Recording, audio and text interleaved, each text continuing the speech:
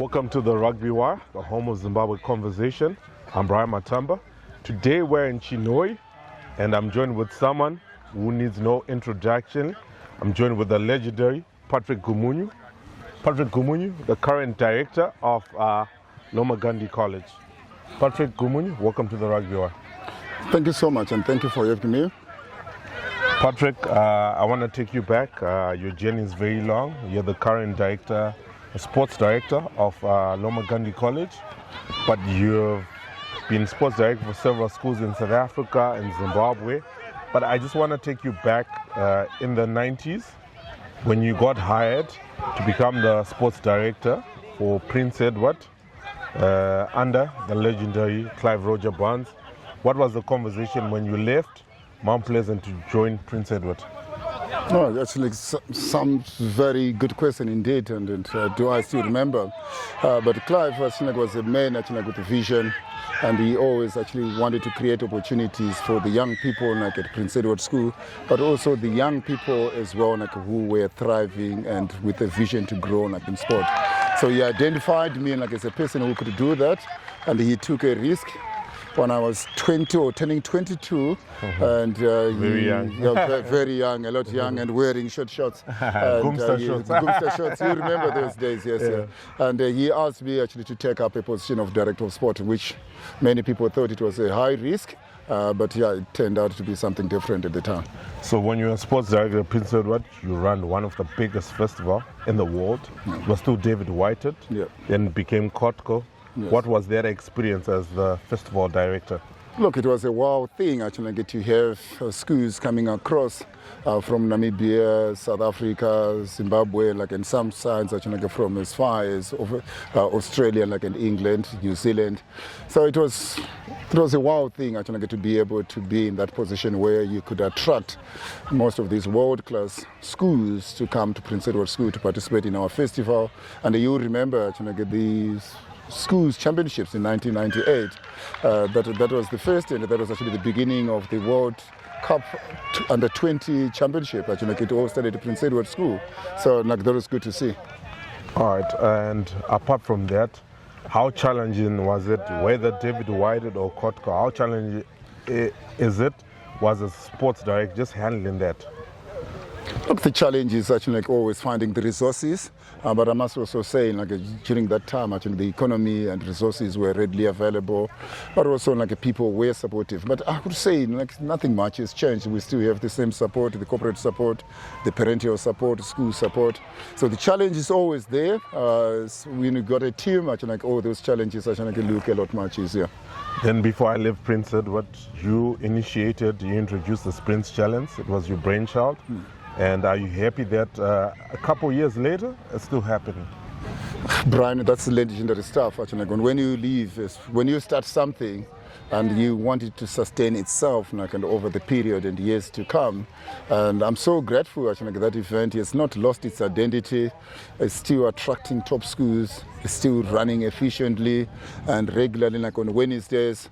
And yeah, like it's just the event, in fact, it's just getting better and better. And like, so that's legendary stuff, and that was really the intention at that time, to be able to showcase like our sprinters actually in the country, and I think the guys are doing that very well, and I'm so proud of them. Then Mr. Gumunyu, I'm bringing you back to rugby. You've been the Zim manager for Craven Week under Reg Quell. Yes. And a couple of Springboks came out under the belt. Yeah. Brian Jati, Beast Mtawarira, Tondrai Chavanga. Yeah. Then apart from Springboks, your Peter Bernardi and your Kodem Pangeti went on to play professional rugby. Yes. What was that experience in just being the manager of the Craven Week? No, that's what we do, like actually, Brian. Actually, like, we do it actually get to see through that talent, to identify the talent and see it through. And all those guys now, like we're doing what they're doing and living their lives through sport. It's what we want to see happening. So we literally develop talent and celebrate it as well. So it's so nice to see that. Actually, you left out another name, Marvin Chirume, who is the director of rugby here at Loma Gandhi College now. He also he's the team manager. Like he came through like all and those. Sean D'Souza, like he came through all those systems as well. TJ Chifokoyo, with the ZRU, like they came through like all those systems as well. So it's always nice to see like a team, Makwanya, and those guys. It's so nice to see. So those are the guys that we worked with, and just so nice actually to be able to celebrate them, and we're calling them friends now. Then we'll take you to your journey in South Africa. You went to St. Andrews. You were the first sports director introduced the St. Andrews Easter Festival. Then later on, when you left St. Andrews, you went to St. Dunstan's. When you look back, are you happy things you've impacted within the South African ecosystem, the festivals you've launched?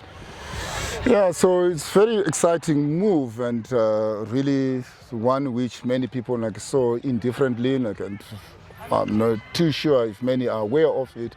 I was actually the first black sports director in South Africa, and at St. Andrews School to take up that position. It was some journey, and to be able actually to establish the sports and the infrastructure and to grow the sports to a level where it is right now, was something special.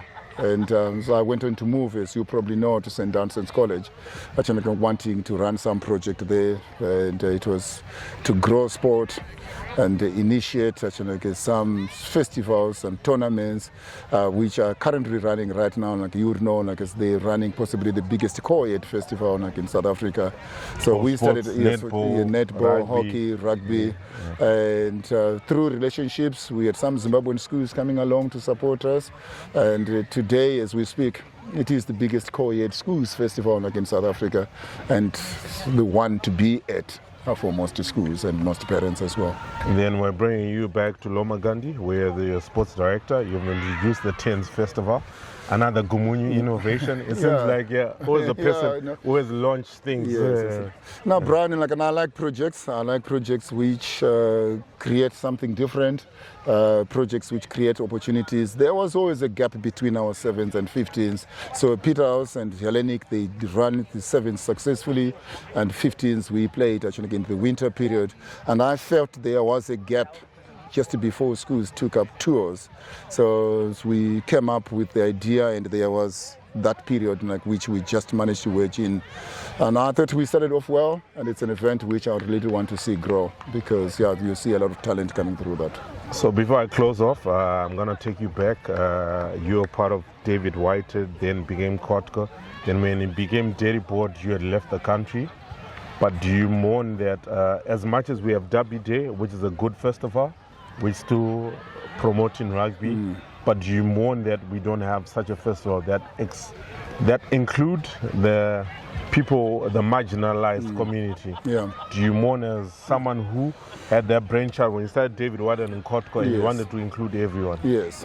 So it was inclusive, actually. When we started to go Deft Whited and it went into Kotko, it was really inclusive. We started rugby in some places which you had never known of, actually, them playing rugby, your Murewas, Inyanga, Mazowe, and so on. And so just to get actually those opportunities for those schools and those children and growing the sport. It was just so awesome, and I think that's an opportunity which has been lost, but it's never too late, and I think there is a gap of actually getting it back again. It has to be done, if we to grow our rugby, and looking at what our national team has done, we need to go into the World Cup, and seeing what's happening now, and very soon they are playing the South Africa A side. So our rugby is growing and heading through the good sport. So we need to go back to the people and grow our bases again, and just grow that talent which is sitting in the rural areas. Rugby is not a difficult sport actually to learn, and you go out there in the rural areas, you'll get some black diamonds there, and we just need those kids to come through.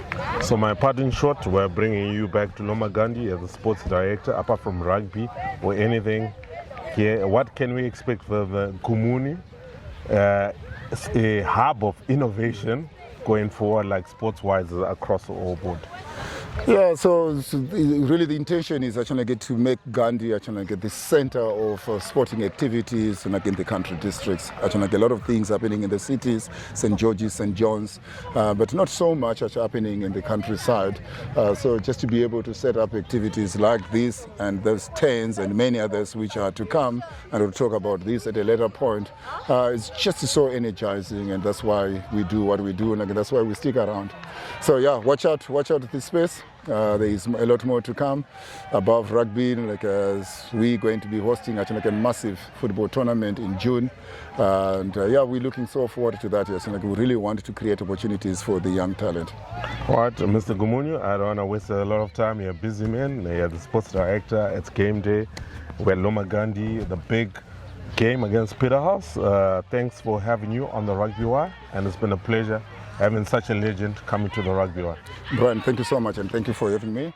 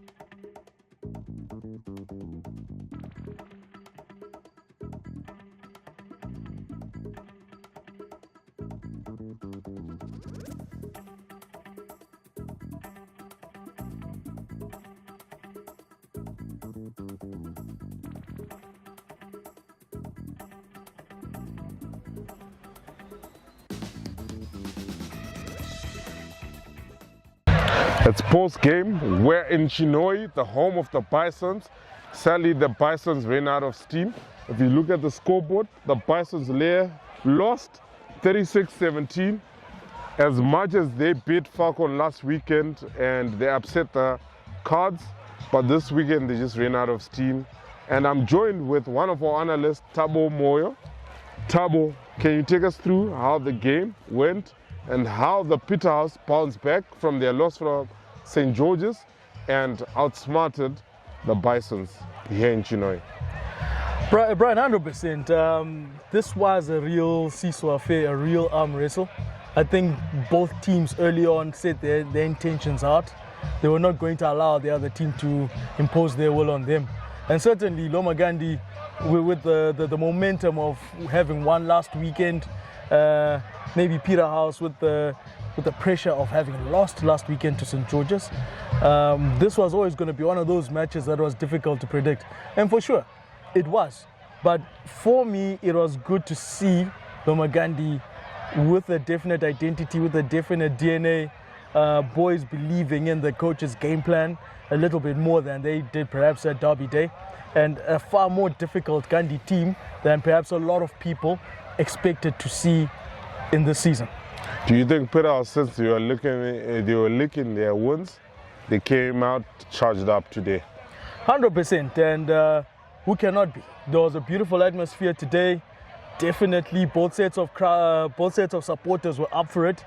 Both sets of teams were up for it. Their respective leaderships were definitely on point. We saw today the Peterhouse captain, Tyler Chapman, his co-vice captain Zimbango, and the fullback Masama. They were definitely showing the other kids the way to go. And also from Lomagandi, in saying that, you know, one thing I loved about them was the never say die spirit. You know, the captain Musekiwa was certainly one of those kids who who put his hand up and said, gents, this is the way to go. This is the way we want to be perceived, and this is what we want people to know about us. And the Bisons are not an easy side to beat, neither are Peterhouse. And what is unfortunate is the game sort of lost its way somewhat in the second half.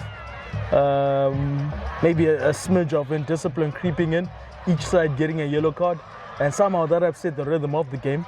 But in saying that, there was a lot of quality to be seen today and a lot of determination and defense from each side.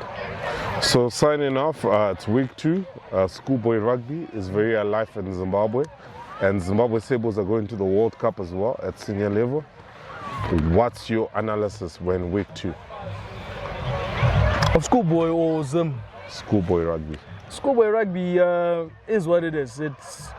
It's unpredictable. I mean, last week we saw Lomagandi had an excellent line-out and excellent maul, an excellent scrum. And I was saying to people, that is probably the best line-out unit I've seen. Today, we saw the same scrum and line-out struggle. Those are the ups and downs of Schoolboy Rugby, the heights and the lows that you tend to get. All the Gandhi has to do is build on some momentum. Of course, Peterhouse gets some consistency going. The same applies for other schools. I'm not quite sure how some of the other results have gone in week 2, but it's important right now for whatever schools, regardless of the results that they've gotten over the first 2 weeks, to not allow bad moments to compound, or to make sure that they build on good situations. All right, Thabo, thanks for you coming to the Rugby Wire. It's been a pleasure. Hopefully, as much as today you're the guest pundit, hopefully you become a regular and become a permanent fixture of the Rugby Wire. I'd certainly love that, Brian. And you know, Rugby Wire is one of those channels I watch regularly, and I love the work that you guys do. Certainly keeping us abreast, and certainly I'm hoping that people put something together to send you to the World Cup, because I want to see some episodes from Australia.